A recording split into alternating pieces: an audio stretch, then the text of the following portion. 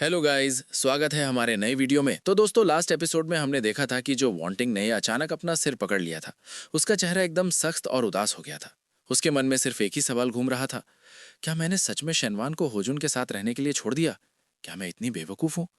उसके बगल में खड़ी होनी को कुछ समझ नहीं आ रहा था कि आखिर हुआ क्या है। वो घबराते हुए पूछती है, टीचर जो, आप क्यों रो रही हैं? क्या कुछ गड़बड़ है? अचानक जो वांटिंग के फोन पर एक टेक्स्ट मैसेज आता है। वो मैसेज एक आदमी का था। आज तुम्हारी छुट्टी है ना? क्या तुम आज रात मेरे घर आ सकती हो? जो वांटिंग ने गुस्से से फोन की स्क्रीन की तरफ देखा। उसके दिल में आग सी लग गई। तुम खुद को क्या समझते हो? हर बार बिना किसी प्रोसीजर के सीधे मुद्दे पर आ जाते हो। क्या मैं तुम्हें इतनी सस्ती लगती हूँ?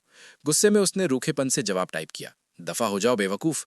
दूसरी तरफ से कुछ सेकंड्स बाद रिप्लाई आया, क्या ये असली तुम हो? जो वांटिंग ने और भी गुस्से में जवाब दिया, मैं तुम्हारी माँ हूं। उधर से आदमी ने अविश्वास में लिखा, क्या?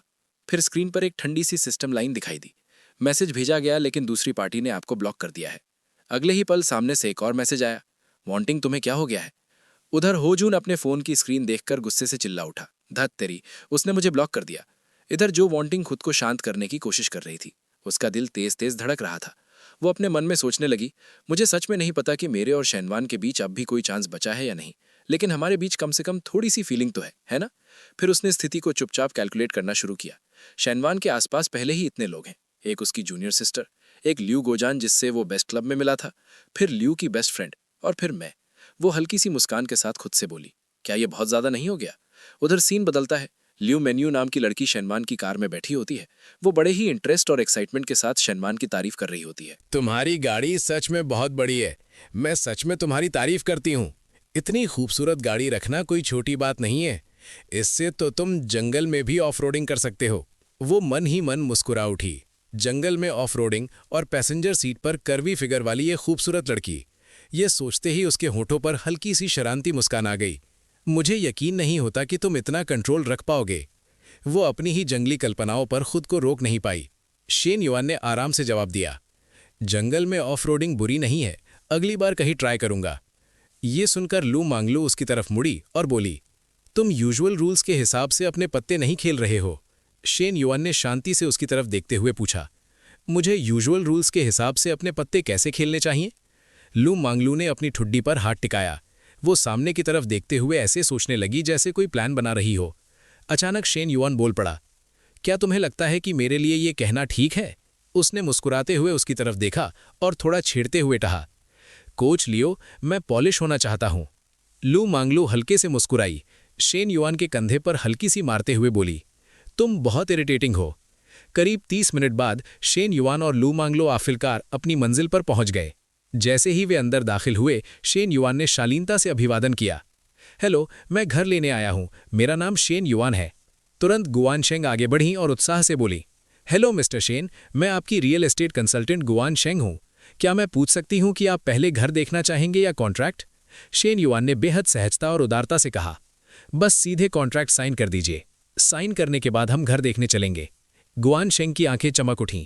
वो मुस्कुराते हुए बोली, जी बिल्कुल। कॉन्ट्रैक्ट साइन होने के बाद गुआन शेंग शेन युआन की कार में घर देखने के लिए पिछली सीट पर बैठ गई। उसने पैसेंजर सीट पर बैठी लू मांगलू की तरफ देखा। वो चुपचाप मिस्टर शेन और इस लड़की का अवलोकन और मूल्यांकन कर रही थी। इन्हें देखकर तो साफ पता चलता है कि इनके बीच कोई रिलेशनशिप नहीं है, उसने मन में सोचा। लेकिन इस लड़की का फिगर सच में बहुत अलग है। वाकई लू मांगलू की बॉडी बहुत आकर्षक थी। हर कर्व बिल्कुल सही जगह पर था, जैसे किसी कलाकार ने तराश कर बनाया हो। गुआन शोंग ने हल्के से सिर झुका लिया। उसके दिल में अजीब सी बेचैनी उठी। औरतों के बीच इतना बड़ा फर्क क्यों होता है, वो सोचने लगी। इस तरह की औरतों को ज़्यादा काबिलियत दिखाने की भी ज़रूरत नहीं पड़ती। सिर्फ अपने चेहरे और फिगर के दम पर ही ये मर्दों को अपनी तरफ खींच सकती हैं, और मर्द खुशी खुशी इनके लिए घर तक खरीद लेते हैं। ये सच में हैरान कर देने वाली बात है। फिर उसके चेहरे पर हल्की उदासी छा गई।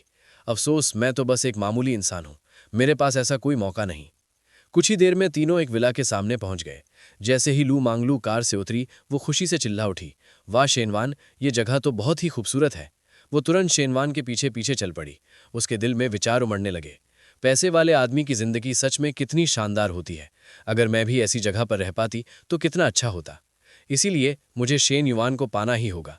तभी गुआन शोंग ने प्रोफेशनल अंदाज में इंट्रोडक्शन देना शुरू किया। मिस्टर शेन, इस विला का प्रॉपर्टी एरिया 610 स्क्वायर मीटर है, लेकिन गार्डन को मिलाकर इसका एक्चुअल यूजेबल एरिया करीब 800 स्क्वायर मीटर तक पहुंच जाता है। अभी ये सेमी फिनिश्ड प्रोडक्ट है, जिसे आप अपनी पसंद के अनुसार डिज़ाइन और रेनोवेट करवा सकते हैं। पीछे खड़ी लू मांगलू अब भी एक्साइटमेंट में बोलती जा रही थी। ये जगह तो सच में ड्रीम हाउस जैसी है। ये सच में बहुत स्पेशियस है। इसी पल शेन युआन के दिमाग में सिस्टम की एक नोटिफिकेशन साउंड गूंजी। सिस्टम, कॉन्ग्रेचुलेशंस होस्ट, अपनी जिंदगी का पहला घर पाने पर बधाई। एक परफेक्ट लाइफ के लिए सिर्फ रियल एस्टेट ही नहीं, बल्कि एक स्पेशल स्टाइल की डेकोरेशन भी जरूरी होती है।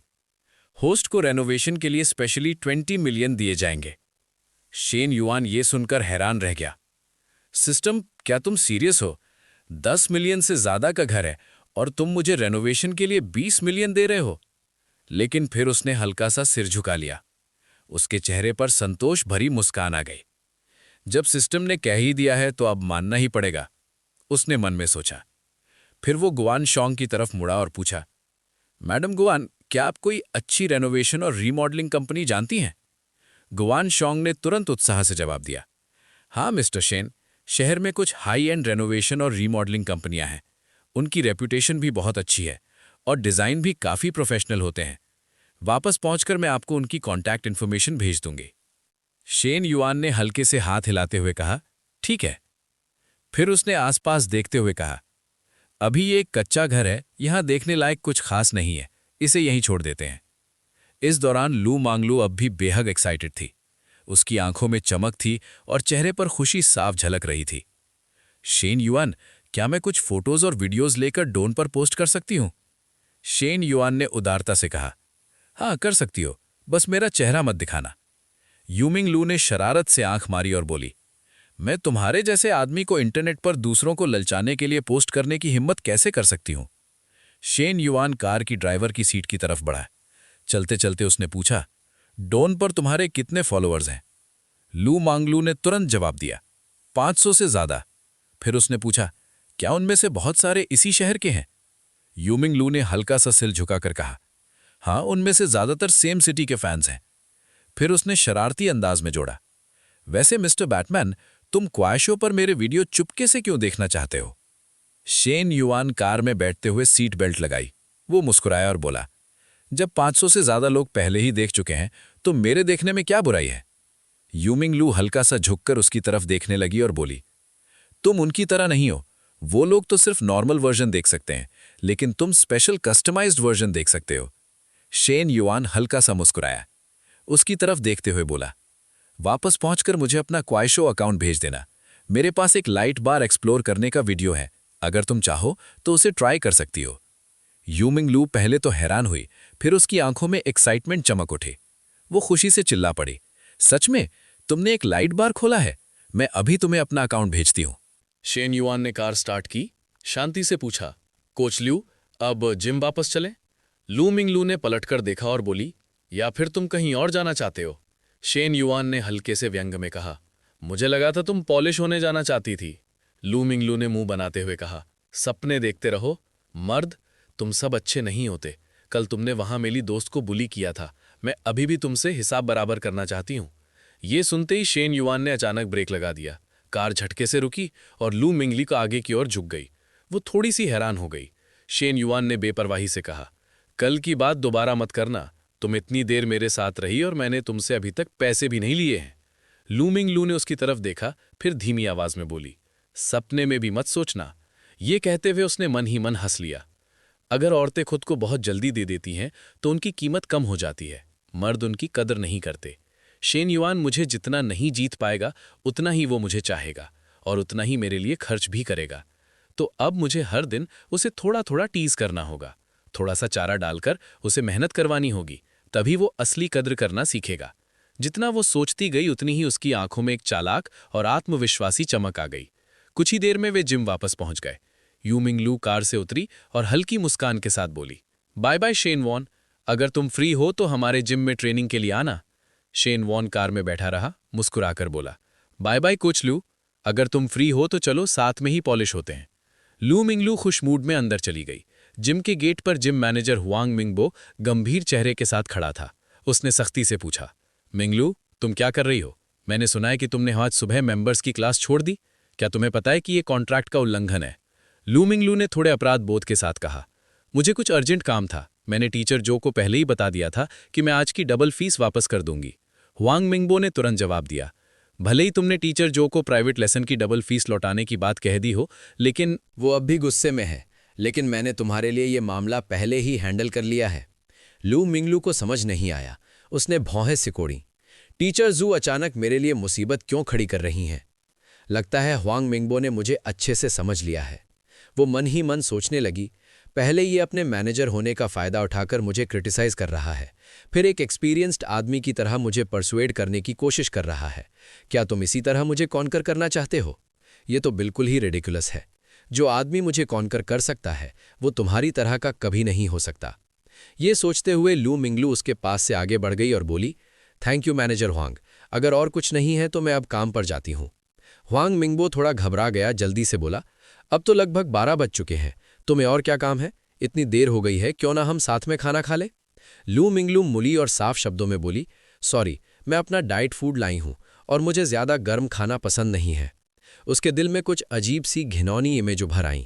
साथ ही एक और ख्याल आया, मैं इस जिम की बेस्ट रिजल्ट देने वाली पर्सनल ट्रेनर हूं। मैं ऐसी एम्प्लॉय हूं जिसकी बॉस खुद कद्र करते हैं। तुम मेरा क्या ही बिगाड़ लोगे?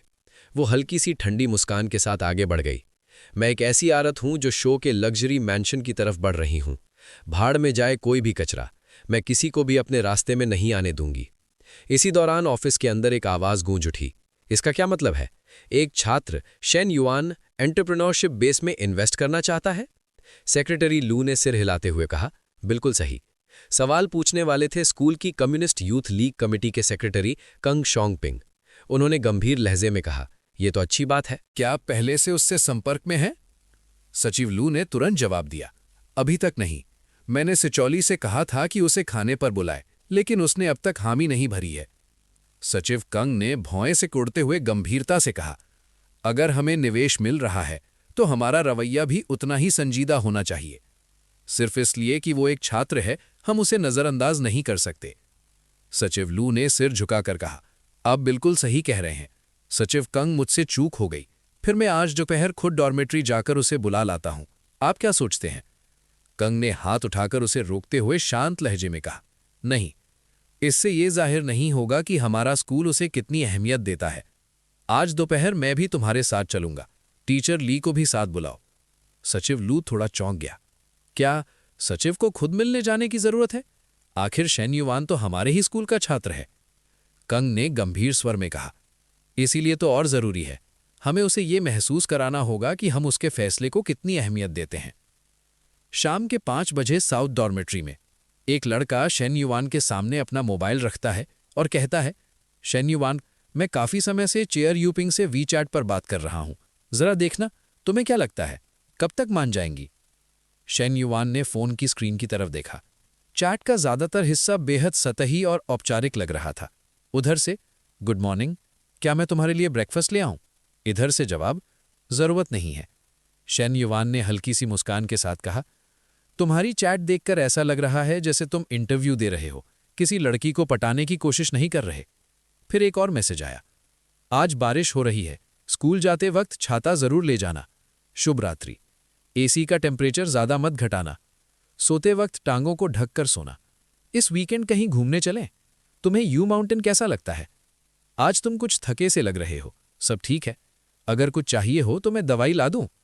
और हर बार सामने से वही ठंडे टालने वाले जवाब, मैं बता दूंगा, जरूरत नहीं है। शेन युआन कुछ देर तक फोन की स्क्रीन को देखता रहा। फिर वो चुपचाप सोचने लगा। हुआंग हाईबाओ 3 साल से कोशिश कर रहा है, फिर भी अब तक उसने कोई अगला कदम नहीं उठाया है। उसी समय हुआंग हाईबाओ ने आराम से पूछा, शेन युआन, तुम्हें क्या लगता है, वो हर मैसेज का जवाब तो देती है? क्लास की घंटी वाली लड़कियों से तो ये काफी अलग है। कह सकते हैं कि ये एक बड़ा जंप है। मुझे महसूस हो रहा है कि सब कुछ बहुत स्टेबल तरीके से आगे बढ़ रहा है। वो उठकर बैठ गया और मोबाइल शेन युआन की तरफ बढ़ा दिया। मन ही मन शेन युआन बड़बड़ाया, हाय बाओ, अगर तुम्हें सच में इतना सब समझ में आता है तो फिर मैं क्या ही कहूं। तुम खुश हो, बस वही काफी है। उसने हल्की सी मुस्कान के साथ कहा, मुझे लगता है तुम्हें लुआ से एक प्लान बनवाना चाहिए। हुआंग हाईबाओ ने अपने भाई की तरफ देखा और बोला, लुआ? अरे वो तो अभी बच्चा है, उसे इन बातों की क्या समझ होगी। हमारे डॉम में अगर किसी को सबसे ज्यादा एक्सपीरियंस है तो वो तुम ही हो। ये सुनते ही लोआकाओ तुरंत पलटकर बोला, हुआंग हाई बाओ, आज मैंने तुझे कुछ कहा क्या? आखिरकार हुआंग हाई बाओ फिर शेन युआन की तरफ झुक गया और जोश में बोला, कम से कम वो मेरे हर मैसेज का जवाब तो देती है और इस वीकेंड बाहर घूमने जाने के लिए भी मान गई है। क्या ये प्रूफ नहीं है कि टिंग मुझ में इंटरेस्टेड है? बोल ना शेन युआन। शेन युआन को समझ ही नहीं आया कि उसे कैसे समझाए। वो कुछ सेकंड चुप रहा, फिर हल्की हंसी के साथ बात टालते हुए बोला, हाँ हाँ सही कह रहे हो बिल्कुल। ये सुनते ही हुआंग हाईबाओ खुशी से उछल पड़ा। ओए बाप रे, अगर शेन युआन को भी ऐसा लग रहा है तो फिर तो पक्का सही ही होगा। शेन युआन ने मन ही मन थक कर सोचा, कसम से जब कोई लड़का प्यार में जरूरत से ज्यादा डूब जाता है तो वो थोड़ा डरावना हो जाता है। अचानक दरवाजे पर जोरदार दस्तक हुई। वांग बाओ झुंझलाकर उठा। अबे कौन है यार, इतनी जोर से क्यों पीट रहा है? जैसे ही उसने दरवाजा खोला, सामने का नजारा देखकर वो सन्न रह गया। दरवाजे पर स्कूल के 2 सचिव और एक टीचर खड़े थे। सचिव कंग, सचिव लू, टीचर ली। तीनों को एक साथ देखकर उसके हाथ पांव ठंडे पड़ गए। टीचर ली ने नरम लहजे में पूछा, क्या शेन युआन यहीं हैं? वांग बाओ हड़बड़ा गया। हाँ, अंदर आइए। वो मन ही मन घबरा रहा था। हे भगवान, ये तीनों एक साथ शेन युआन को ढूंढने आए हैं, कहीं इसने कोई बड़ी गलती तो नहीं कर दी? डॉर्मेट्री में मौजूद बाकी स्टूडेंट्स भी फुसफुसाने लगे। दोनों लीडर खुद डॉर्मेट्री तक आ गए। आखिर माजरा क्या है? सुना है शेन युआन के घरवाले तो दिवालिया हो चुके हैं। फिर भी इसने गाड़ी खरीदी है और बाहर गर्लफ्रेंड भी बना रखी है, कहीं इसने कोई गैर कानूनी काम तो नहीं कर दिया?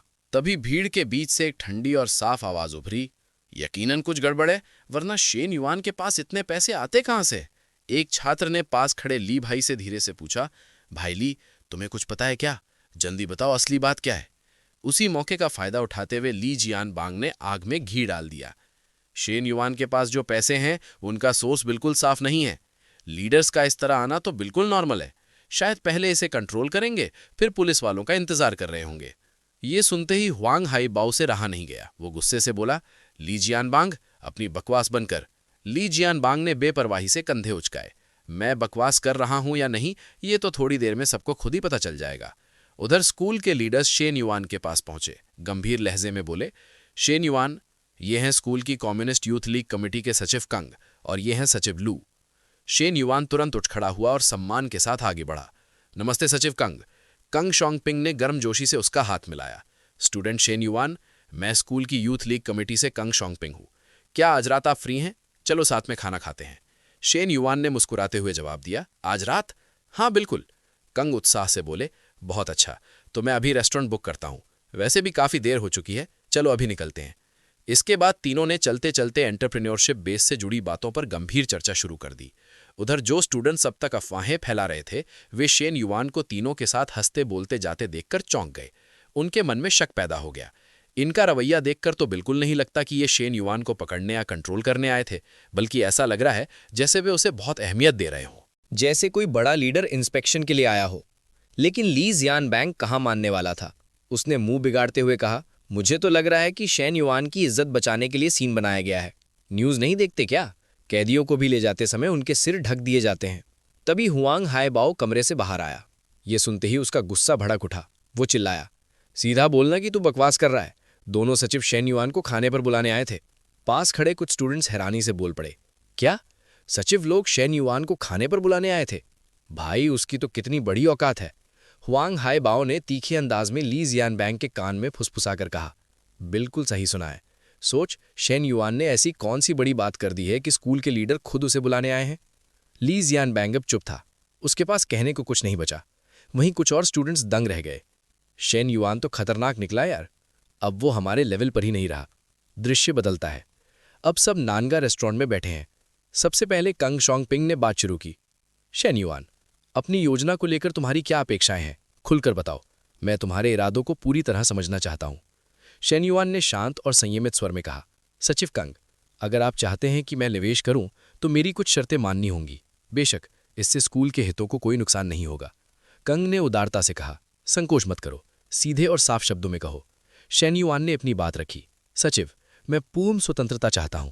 मतलब एंटरप्रेन्योरशिप बेस किस प्रोजेक्ट में निवेश करेगा, कितना निवेश करेगा, ये सब मेरे मूल्यांकन पर आधारित होगा। स्कूल इसमें कोई दखल नहीं देगा। ये सुनते ही सचिव लू उखड़ गए। वो खड़े होकर तेज आवाज में बोले, ये आप क्या कह रहे हैं? ऐसा कोई नियम नहीं है। सचिव लू को बीच में उठकर उन्हें शांत कराना पड़ा। सचिव लू चुप हो गए। फिर कंग ने शेन युआन की ओर देखकर नरमी से कहा, शेन युआन, स्कूल का एंटरप्रेन्योरशिप बेस कई पक्षों से जुड़ा होता है। खासकर हमें शिक्षा मंत्रालय को जवाब देना पड़ता है। अगर सब कुछ केवल निवेशक की मर्जी से होगा तो आगे चलकर मुश्किलें खड़ी हो सकती हैं। और फिर स्कूल को यह भी देखना होता है कि जिन स्टूडेंट्स या प्रोजेक्ट्स को सपोर्ट दिया जाए उनके सफल होने की संभावना कितनी है। शेन युआन अब भी बिल्कुल शांत था। उसने बिना किसी हड़बड़ी के कहा, सचिव लू, पैसों के बिना सक्सेस रेट जैसी बातें सिर्फ दिखावा होती हैं। उसकी आवाज शांत थी, लेकिन लहजा ठोस और आत्मविश्वास से भरा हुआ। आप इसे इस तरह भी समझ सकते हैं कि अब इस एंटरप्रेन्योरशिप बेस का जिम्मेदार मैं हूं। सफलता का मतलब क्या है? मतलब ये कि छात्रों ने पैसा कमाया, और जहां तक मेरे निवेश की बात है, मेरी भी यही उम्मीद है कि उससे मुनाफा निकले। तो असल में हमारे उद्देश्य एक ही हैं। ये कहकर उसने आराम से एक घूंट वाइन लिया। उसके मन में एक अजीब सा सुकून उतर आया। मैं तो सिर्फ सच्चाई ही बोल रहा हूं। सिस्टम का टास्क है धन और प्रतिष्ठा इकट्ठा करना, ताकि धीरे धीरे मैं एक बिजनेस टाइकून बन सकूं। इतना बड़ा इंडस्ट्रियल नेटवर्क अकेले संभालना नामुमकिन है। मुझे ढेर सारे प्रोफेशनल्स चाहिए होंगे। तो बाहर से लोगों को ढूंढने से बेहतर है कि इसी एंटरप्रेन्योरशिप बेस के जरिए रिश्ते बनाना शुरू करूं। और असली बात यह है, सिस्टम का एक और टास्क है ढेर सारी फीमेल एनपीसी से इंटरैक्ट करना। बाहर की दुनिया की औरतें इतनी आसानी से इंप्रेस नहीं होती, लेकिन कॉलेज की लड़कियां और हमारे स्कूल की क्वालिटी तो पूरे शहर में मशहूर है। कंग शॉन्गपिंग ने कूटनीतिक अंदाज में अपना ग्लास उठाया और कहा, तुम्हारी इस मांग पर मैं शिक्षा मंत्रालय के नेताओं के साथ होने वाले सेमिनार के बाद ही कोई जवाब दे पाऊंगा। शेन युआन ने हल्की मुस्कान के साथ कहा, ठीक है सचिव जी। वाइन के पैक के साथ बातचीत चलती रही। धीरे धीरे डिनर खत्म हो गया। देर रात सब लोग रेस्टोरेंट से बाहर निकले और अपनी अपनी गाड़ियों की तरफ बढ़े। शेन युआन के कार में बैठने से पहले कंग शॉन्गपिंग ने बाहर खड़ी टीचर ली जी से कहा, टीचर ली, शेन युआन ने शराब पी है, वो ड्राइव नहीं कर सकता। आप इसे छोड़ दीजिए, हम पहले निकलते हैं। ली जी ने सिर हिलाया और शेन युआन की गाड़ी में बैठ गई। सीट बेल्ट लगाते हुए वो बोली। ली जी ने चारों तरफ नजर दौड़ाते हुए कहा, शेन युआन, तुम्हारी ये नई गाड़ी तो काफी स्पेशियस लग रही है। शेन युआन ने आराम से जवाब दिया, पहले मैं सेडान चलाया करता था, इस बार एसयूवी ट्राई करने का मन किया। उसी पल ली जी का फोन बज उठा। उसने तुरंत कॉल उठाई। हेलो, हाँ क्या हुआ? फिर वो थोड़ी देर सुनती रही और बोली, ओह, तुमने शिफ्ट बदल ली है, तो अब तुम मेरी मदद नहीं कर पाओगी। उसकी आवाज में हल्की निराशा की। फिर वो संभल कर बोली, कोई बात नहीं, मैं खुद ही मूविंग कंपनी से बात कर लूंगी, चिंता मत करो। अभी मुझे एक और काम है, बाद में बात करते हैं। फोन कटने के बाद शेन युआन ने जिज्ञासा से पूछा, टीचर, क्या आपको शिफ्ट करना है? ली जी ने सिर हिलाते हुए कहा, हाँ, 2 दिन में। पुराना कमरा खाली करना है, तो मैं और मेरी छोटी बहन मिलकर शिफ्ट कर रहे हैं। शेन युआन ने तुरंत ऑफर दिया, अगर चाहें तो मैं मूव करने में आपकी मदद कर सकता हूं। ली जी थोड़ा असहज हो गई। उसने झिझकते हुए कहा, अरे नहीं, ऐसा ठीक नहीं लगेगा। तुम्हारी गाड़ी अभी नहीं है, उसमें सामान वगैरह लादना अच्छा नहीं रहेगा। मैं मूविंग कंपनी ही बुला लूंगी। शेन युआन ने शांति से कहा, कोई बात नहीं, गाड़ी तो बस एक साधन है, एक उपभोग की वस्तु, और वैसे भी छात्रों का काम है शिक्षकों की मदद करना। ली जी ने हाथ हिलाकर मना किया, नहीं, आपको तकलीफ नहीं देनी चाहिए। हम दोनों औरतों के लिए इतना काम संभाल लेना काफी है। शेन युआन मुस्कुराया, थोड़ा मनाने की कोशिश करते हुए बोला, ठीक है टीचर, अब मना मत कीजिए, मैं आपका छात्र हूं, मुझे क्या परेशानी हो सकती है। शेन युआन की आवाज शांत लेकिन आत्मविश्वास से भरी हुई थी। आखिरकार ली जी को मानना पड़ा। वो थोड़ा संकोच करते हुए बोली, ठीक है। फिर उसने हल्की शर्म के साथ शेन युआन की तरफ देखा। अनजाने में उसके दिल में उसके बारे में कुछ अलग से ख्याल आने लगे। शेन युआन का चेहरा थोड़ा पतला है, उसकी आकृति साफ साफ और शार्प दिखती है। अगर मैं उसे सिर्फ एक छात्र की तरह ना देखूं और एक पुरुष के रूप में सोचूं, तो वो असल में काफी हैंडसम है। अचानक उसे एहसास हुआ कि वो क्या सोच रही है। वो जल्दी से अपना मुंह हल्के से ढकते हुए शर्मिंदा हो गई। अरे, उसने सच में मेरी इतनी मदद करने की कोशिश की। और जो बैग उसने मुझे दिया था, क्या वो सच में हाई एंड रेप्लिका था? उसका दिल थोड़ा तेज धड़कने लगा। नहीं, उसकी मौजूदा फाइनेंशियल कंडीशन देखकर तो वो असली भी हो सकता है। ये सोचते ही वो तुरंत उसकी तरफ मुड़ी और पूछ बैठी, शेन युआन, क्या तुम्हें याद है वो बैग जो तुमने पहले दिया था? शेन युआन ने सिर हिलाते हुए कहा, हाँ, याद है, क्या हुआ? ली जी थोड़ी हिचकिचाते हुए बोली, तुमने कहा था कि वो हाई एंड रेप्लिका था, है ना? शेन युआन बिना झिझक के बोला, वो असल में असली था, लेकिन इससे कोई फर्क नहीं पड़ता। अब मेरे पास पैसों की कमी नहीं है। एक छात्र का अपनी टीचर को सम्मान के तौर पर कुछ देना, इसमें गलत क्या है? मैंने वो आपको इज्जत देने के लिए दिया था, क्या इसमें कोई समस्या है? उसकी बात सुनकर लीजी एक पल के लिए चौंक गई। उसे थोड़ी घबराहट भी हुई और हल्की सी शर्म भी। मन में उसने खुद को समझाया, नहीं ये सब ठीक नहीं है। एक तो उम्र का फर्क है और फिर हम टीचर और स्टूडेंट हैं। ये रिश्ता सिर्फ सम्मान और मर्यादा तक ही रहना चाहिए। वो कुछ कहने ही वाली थी कि शेन युआन ने शांति से बात मोड़ दी। ठीक है, अब गाड़ी चलाइए टीचर, अब मना मत कीजिए। मैंने ये सम्मान से दिया है और उसी तरह स्वीकार करना ही सही है। कुछ देर बाद दोनों गाड़ी से उतर गए। लीजी ने पूछा, क्या तुम आज रात घर जा रहे हो? शेन युआन ने शांत स्वर में जवाब दिया, नहीं, वहां मेरा कोई कमरा नहीं है, मैं सीधे डॉर्मेट्री लौट जाऊंगा।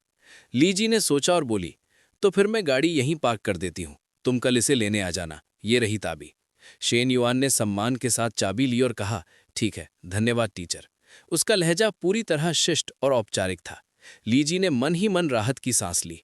उसे एहसास हुआ कि शेन युआन का व्यवहार अब भी एक छात्र की तरह ही सम्मान और मर्यादा से भरा हुआ है। वो सोचने लगी, शायद मैंने बेवजह ही ज्यादा सोच लिया। वो सिर्फ एक जिम्मेदार और सभ्य छात्र है जो अपनी टीचर का आदर करता है। लीजी का चेहरा शर्म से लाल हो गया। मन ही मन वो सोचने लगी, ये तो अब हद ही कर रहा है। घर पर खाना खाते वक्त एक बार चुपके से किस कर चुका है और अब ऑफिस में भी सीधे पास आकर। इसे जरा भी शर्म नहीं आती क्या? यही सोचते हुए वो झटके से मुड़ी। लजाई हुई लाल होते चेहरे के साथ वो तेज कदमों से वहां से निकल गई। जाते जाते पीछे मुड़कर चिल्लाई, शेन युआन तुम तो बहुत ही बिगड़े हुए हो। उसके जाते ही माहौल अचानक शांत हो गया। उसी पल शेन युआन का फोन बज उठा। कॉल चैनो का था। उसकी आवाज में घबराहट साफ झलक रही थी। शेन युआन, क्या तुम अभी स्कूल में हो? मिस लीन कुछ सामान कैफे में भूल गई है, क्या तुम जाकर दरवाजा खोल सकते हो? वो अभी पहुंचने वाली है, लेकिन मैं और श्याऊ अभी बहुत दूर है, समय पर नहीं पहुंच पाएंगे। शेन युआन ने शांत स्वर में कहा, ठीक है, मैं देख लेता हूं। कुछ देर बाद वो कैफे पहुंचा और दरवाजा खोला।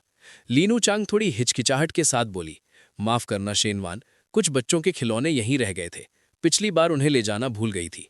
शेन युआन ने शालीनता से दरवाजा पूरा खोला और मुस्कुरा कर बोला, कोई बात नहीं, ये तो बस छोटी सी बात है। जैसे ही दोनों अंदर आए, शेन युआन ने लाइट जला दी ताकि चीजें ढूंढने में आसानी हो। लीनू चांग खिलौने उठाते हुए हल्के से बड़बड़ाई, ये सारे वही खिलौने हैं, बच्चे खेलते खेलते यहीं छोड़ गए थे, ये वाला भी और वो भी। शेन युआन पीछे खड़ा शांत भाव से सब देख रहा था। नरम आवाज में बोला, कोई जल्दी नहीं है, आराम से ढूंढ लो। वैसे तुम्हारा बच्चा कितने साल का है? खिलौनों को बैग में रखते हुए वो हल्की मुस्कान के साथ बोली, 2.5 साल का है, बहुत शरारती भी है। तभी शेन युआन की नज़र उसके हाथ में पकड़ी शराब की बोतल पर पड़ी। वो मन ही मन सोचने लगा, क्या मिस लिन अक्सर अकेले कैफे में बैठकर शराब पीती हैं? कुछ पलों बाद लिनू चैंग ने इधर उधर नजर दौड़ाई और बोली, सब कुछ समेट लिया है। उसके चेहरे के भाव देखकर शेन युआन ने पूछा, क्या हुआ, जाने का मन नहीं कर रहा? लिनू चैंग एक मेज के पास से गुजरी, उंगलियों से उसे हल्के से छुआ और धीमी आवाज में बोली, नहीं, ऐसा कुछ नहीं है, बस पुरानी बातें याद आ रही हैं। हर दिन हर रात ये जगह मेरे साथ रही है। शेन युआन का मन सतर्क हो गया। जरूर ये उसकी शादी या बीते रिश्तों से जुड़ी कोई याद है, वरना कोई यूं अकेले आकर उदासी में शराब नहीं पीता। वो हल्के से मुस्कुराए और बोला, अगर आप चाहें तो कभी कभी वापस आ सकती हैं, बस बैठने और मिलने के लिए। लिनू चैंग ने सिर हिलाया, शायद अब कभी वापस ना आ पाऊं। जब वो जाने लगी तो शेन युआन ने उसे रोककर कहा, मिस लिन, अगर बुरा ना माने तो क्या मैं आपके साथ 2 घूंट ले सकता हूं? लिनू चैंग ने पलट कर देखा, क्या ये सही रहेगा? शेन युआन ने सहजता से कहा, इसमें गलत क्या है? एक दूसरे की खामोश रजामंदी समझते हुए दोनों पास की एक मेज पर आकर बैठ गए। उसने वही शराब की बोतल उठाई और दोनों के गिलास में डाल दी। शेन युआन ने धीरे से पूछा, क्या आप मन से बेचैन हैं? शायद ये सब आपके परिवार से जुड़ा है। लिनू चांग ने चुपचाप पूछा, आपको कैसे पता? शेन युआन ने अपने गिलास में शराब डालते हुए कहा, असल में मैं आपके पति जेंग शनायोंग को जानता हूं। वो फोर्स स्टोर के डायरेक्टर हैं, है ना? उनके बारे में पहले बहुत कुछ सुन चुका हूं। चैन मेरी कर्मचारी थी, उसने अचानक नौकरी छोड़ दी। वो आपके पति की वजह से था, है ना? ये सुनते ही लिनू चैंग चौंक गई। उसके चेहरे पर हैरानी और उलझन एक साथ उभर आई। क्या उन दोनों के बीच कुछ था? शेन युआन ने अपना गिलास उसके गिलास से हल्के से टकराते हुए कहा, असल में बात कुछ और ही थी। जेंग शनायोंग अक्सर चैन को परेशान करता था। वो सहन नहीं कर पाई, इसीलिए उसने नौकरी छोड़ दी। ये सुनते ही लिनू चैंग की सांस अटक गई। अगर ये सच है तो उस आदमी पर एक और बड़ा इल्जाम जुड़ जाता है। उसने चुपचाप एक घूंट शराब लिया, फिर धीरे धीरे बोलने लगी, असल में मैं तलाक की तैयारी कर रही हूं। उसकी आवाज़ बहुत धीमी थी। मैंने उसके धोखे के बहुत सारे सबूत इकट्ठे किए हैं। कई चैट्स देखी हैं जहां वो अपने अधीनस्थों को धमकाता और मजबूर करता था। इतना कहते कहते उसने दोनों हाथों से अपना सिर पकड़ लिया, जैसे अब दर्द सहा नहीं जा रहा हो। जब मेरी उससे शादी हुई, मैंने कभी नहीं सोचा था कि वो ऐसा निकलेगा। लेकिन जब ये सोचती हूं कि वही मेरे बच्चे का पिता है, तो मैं रुक जाती हूं। डर लगता है। अगर बच्चा एक सिंगल पेरेंट के साथ बड़ा हुआ तो कहीं उसके मन पर असर न पड़ जाए। लीनू चांग की आवाज में डर साफ झलक रहा था। शेनवान ने उसे गंभीरता से देखा और ठोस लहजे में कहा, फैसला लेते वक्त दिल और दिमाग दोनों को मजबूत रखना जरूरी होता है। बच्चा जरूर अहम है, लेकिन अगर ऐसी हालत उसके सामने लगातार बनी रही तो जो नुकसान होगा वो कहीं ज्यादा गहरा होगा। इसलिए चाहे अपने लिए हो या अपने बच्चे के लिए, आपको सही फैसला लेना ही पड़ेगा। लीनू चांग जैसे किसी गहरी नींद से जागी हो। उसकी आंखों में अचानक एक साफ समझ उतर आई। तुमने बिल्कुल सही कहा। वो शेनवान को देखते हुए मन ही मन सोचने लगी। पहले तो बस यही लगा था कि ये लड़का जवान है और दिल का बड़ा है, लेकिन अब जब ध्यान से देखती हूं तो लगता है कि ये मेरी सोच से कहीं ज्यादा परिपक्व है। इसके अंदर एक अलग सा आकर्षण है जो झेंग शियानियों में कभी नहीं था। वो उसे चुपचाप देखती रही, सामने बैठा हुआ, शांति से शराब का घूंट लेते हुए। उसके दिल में अजीब सी शांति भरने लगी। पुराने लोग ठीक ही कहते हैं, किसी आदमी को सिर्फ चेहरे से मत आंकना चाहिए, लेकिन यह भी सच है कि अगर सामने वाला अच्छा दिखने वाला हो तो दिल कुछ हल्का जरूर हो जाता है। शराब और हल्की शर्म के असर से उसका चेहरा गुलाबी हो गया। वो धीमे से बोली, शेनवान, शुक्रिया। शेनवान ने नम्र मुस्कान के साथ कहा, इतना औपचारिक मत बनो। गिलास खत्म करने के बाद लीनू चांग खड़ी हुई। चले? शेनवान भी उठ खड़ा हुआ। हाँ चलो। अचानक शायद शराब के असर से लीनू चांग के कदम लड़खड़ा गए और वो एक तरफ झुकने लगी। शेनवान तुरंत आगे बढ़ा और उसे थाम लिया। सावधान। लीनू चांग ने ऊपर देखा, नजरें झुकी हुई थीं। धीरे से बोली, माफ करना। शेनवान मुस्कुराया, मिस लीन, इसमें माफी कैसी? लेकिन उसके दिल में एक अलग ही एहसास उमड़ आया। कितनी सुकून देने वाली खुशबू है। अचानक बिना कुछ सोचे समझे लीनू चांग आगे बढ़ी और शेनवान के गाल पर हल्का सा चुंबन दे दिया। शेनवान जैसे जम सा गया। उसे कुछ समझ नहीं आया। वो बस अवाक खड़ा रह गया। चुंबन के बाद लीनू चांग ने कुछ भी नहीं कहा। चुपचाप अपना सामान उठाया और तेज कदमों से वहां से चली गई। शेनवान वहीं खड़ा रहा, उसकी पीठ को दूर जाते हुए देखता रहा। मन ही मन बुदबुदाया, ये क्या था? मुझे चूम लिया और बस चली गई। क्या कोई असली टक्कर नहीं होनी चाहिए थी? उधर लीनू चांग का चेहरा शर्म से और भी गर्म हो गया था। वो तेज तेज कदमों से चलती रही, फिर अचानक अपने गालों पर हल्का सा हाथ मारते हुए बुदबुदाई, लगता है अब तक नशा उतरा ही नहीं है। इतने सालों तक मैं हमेशा अपनी हद में रही, कभी किसी सीमा को नहीं लांघा। हाँ, बस एक ही बात थोड़ी अलग थी कि अपनी ज़रूरतें खुद ही संभाल लेती थी। लेकिन अभी अभी मुझे क्या हो गया था? लीनू चांग के दिमाग में यही सवाल घूम रहा था। ये सब झेंग शानियों की वजह से है। ना उसमें किसी मर्द की मजबूती है, ना किसी पति की जिम्मेदारी निभाने की ताकत। उधर शेनवान के चेहरे पर हल्की सी मुस्कान तैर रही थी। मन कुछ हल्का लग रहा था, शायद थोड़ा उत्साहित भी। उसने फोन उठाया और एक नंबर डायल किया। हेलो चेन, हॉस्टल बंद हो चुका है, अब वापस नहीं जा सकता। क्या आज रात तुम्हारे यहां रुक सकता हूं? बाहर कोई कमरा लेने का मतलब नहीं है, पैसे की बर्बादी है। फिक्र मत करो, आज कुछ नहीं करूंगा, बस थोड़ा गले लगकर सो जाएंगे। 20 मिनट बाद चेन ने जल्दी से दरवाजा खोला। वो हल्के पतले नाइटवियर में थी। शेनवान की हालत देखकर वो चौंक गई। हे भगवान, तुमने कितना पी लिया है? शेनवान दरवाजे से टिक गया, हल्का सा सिर झुकाकर बोला, स्कूल लीडर्स के साथ डिनर था। चेन ने बिना कुछ कहे उसे थाम लिया और अंदर ले आई। चिंतित होकर बोली, पहले बैठो, 10 मिनट आराम करो, फिर नहाना। मैं तुम्हारे लिए हैंगओवर की चाय बना देती हूं। वो बस 2-3 कदम ही चली थी कि पीछे से शेनवान ने उसे हल्के से पकड़ लिया। धीमी आवाज में बुदबुदाया, रुको ना, पहले थोड़ा गले लगने दो, बस गले लगने दो। उसकी बाहों में एक थकान भरी बेचैनी थी, जैसे उसे उस पल बस किसी सहारे की जरूरत हो। चेन थोड़ा सकुचाई, लेकिन उसकी आवाज में नरमी थी। यही है तुम्हारा सिर्फ गले लगना? चिन्नोर ने हल्की नाराजगी और शर्म के मिलेजुले भाव से कहा। शेनवान ने थोड़ी शरारत और मासूमियत के साथ जवाब दिया, मैं कुछ नहीं कर रहा, सच में बस गले लगा रहा हूं। चिन्नोर ने धीमी आवाज में कहा, तुम जानते हो मैं कैसी हूं? उसी पल उसकी आंखों में कुछ पुराने लम्हे तैर गए। पहली बार उसने कहा था, बस ऊपर चलकर पानी पिएंगे। दूसरी बार सिर्फ ट्रेनिंग के बहाने। हर बार वो धीरे धीरे अपनी सीमाओं को आगे बढ़ाता रहा था, और इस बार उसका बहाना और भी बचकाना था। सिर्फ गले लग रहा हूं, कुछ नहीं करूंगा। चिन्नोर कुछ पल के लिए चुप रह गई, फिर धीरे से बोली, ठीक है, जैसे तुमने कहा, लेकिन कंबल के साथ ही सोना होगा। सिर्फ गले लगना ही क्यों ना हो, कंबल के अंदर भी थोड़ी दूरी रहनी चाहिए। शैनवान ने देखा वो खुद को पूरी तरह कंबल में लपेट चुकी थी। वो मुस्कुरा उठा। पहली 2 बार वो झिझकी थी, लेकिन अब लगता है कहीं ना कहीं उसने मुझे स्वीकार कर लिया है। हालांकि दूरी अब भी है, लेकिन रात लंबी है और रास्ते कई हैं, उसने मन ही मन सोचा। उसी समय उसे जोर से छींक आ गई। चिन्नोर तुरंत उठकर बैठ गई। क्या हुआ शैनवान? वो कंबल में और सिकुड़ते हुए बोला। ठंड लग रही है, बहुत ज्यादा ठंड। चिन्नोर घबरा गई। इतनी ज्यादा? रुको, मैं अभी एसी की सेटिंग कम कर देती हूं। वो बिस्तर से उतरकर एसी की तरफ बढ़ी। कुछ ही पलों में कमरे की ठंडक कम होने लगी और माहौल पहले से ज्यादा आरामदेह हो गया। शैनवान ने उसकी सफेद कलाई को हल्के से थाम लिया और कहा, इतना झंझट करने की जरूरत नहीं है। शेन युआन मुस्कुराया और हल्के से बोला, अगर हम दोनों एक ही कंबल में सिमट जाएं, तो ठंड अपने आप दूर हो जाएगी। वो चेना के पास आया और उसे हल्के से थाम लिया। ये एक ऐसा आलिंगन था जिसमें शरारत से ज्यादा अपनापन और सुकून था। रात शांति और हल्की सी गर्माहट के साथ बीती। सुबह शेन युआन की आंख खुली तो उसने देखा कि चेना उसके पास नहीं थी। सिर्फ एक छोटा सा नोट रखा था। मैं कैफे जा रही हूं। तुम सच में बहुत परेशान करने वाले हो।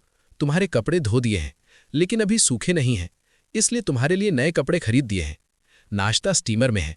अगर उठते समय ठंड लगे तो उसे गर्म करके खा लेना।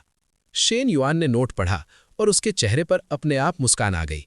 उसके दिल में एक अजीब सी गर्माहट महसूस हुई। इतनी अच्छी लड़की कहीं और मिलेगी क्या? उसने मन ही मन सोचा, मुझे इसके लिए कुछ खास करना चाहिए। कभी समय निकालकर इसे कोई अच्छा सा गिफ्ट जरूर दूंगा। तभी उसका फोन बज उठा। स्क्रीन पर लू मिंगलू का नाम चमक रहा था। तुम कब मेरे साथ जिम आ रहे हो? मैं तुम्हारा इंतजार कर रही हूं। शेन युआन ने जल्दी से फोन थोड़ा दूर रखा और आंखें बंद कर लीं। मन में बुदबुदाया, सुबह सुबह ये क्या शुरू हो गया? शांत रहो, शांत। उधर से लू मिंगलू की हंसी भरी आवाज आई। तुम फोन इतना दूर क्यों रख रहे हो? क्या डर गए हो? शेन युआन ने दांत भींचते हुए मन ही मन कहा, कमबख्त, ये लड़की जानबूझकर मुझे उकसा रही है। इसी के साथ आज का एपिसोड यहीं खत्म होता है। तो दोस्तों, अगला एपिसोड बिल्कुल भी मिस मत करिएगा, क्योंकि आगे की कहानी और भी ज्यादा इंटरेस्टिंग होने वाली है। अगर आपको ये वीडियो अच्छा लगा हो तो लाइक और शेयर जरूर कीजिए। कमेंट में हमें जरूर बताइए कि आपको ये एपिसोड कैसा लगा। और अगर आप हमारे चैनल एसआर एक्सप्लेन पर नए हैं तो चैनल को सब्सक्राइब करके बेल आइकन जरूर दबाइए, ताकि आपको हर नया वीडियो सबसे पहले मिल सके। मैं मिलता हूं आपसे अगले वीडियो में। तब तक के लिए ध्यान रखिए और जुड़े रहिए एसआर एक्सप्लेन के साथ।